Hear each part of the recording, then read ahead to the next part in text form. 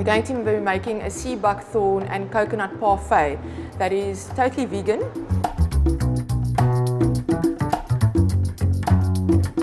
Eggs have been substituted with flax eggs. So what you do is for each egg that you are using, you will use a tablespoon of flax flour with 4 tablespoons of water. Take your flax flour and you bloom it into your water because you want it to absorb all the water and become viscose.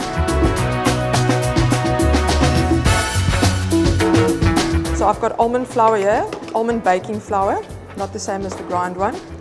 Some salt, normal cake flour here, but should it be gluten-free, you can use gluten-free cake flour as well. Got powdered sugar, carob powder. Just get that all mixed together. It doesn't matter if there's a few lumps. I have another batch of flour here because you divide your flour up into 2 halves basically. The reason being that when you start mixing your flax eggs mixture, and instead of butter I'm using coconut oil that's just been softened a little bit, you want to mix the flour in properly and without over mixing your dough obviously, so that's why you split your flour mixture. The flax has now absorbed the water nicely. Going to add that. You want to be using your hands here. Okay, so that's your last part of your flour. The best way to work with this dough is to actually let it rest overnight.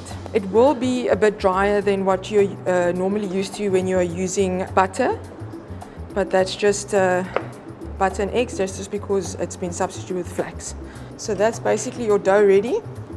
This you will then wrap up and just keep in the fridge overnight. So once your pastry has rested, you can take it out, put it between 2 wax paper sheets, roll it out to the thickness that you're going to need to use it for. For tart cases, I would go 2.5 millimeters thick. If you're baking in a normal oven, convection oven, you'll bake it at 165 degrees.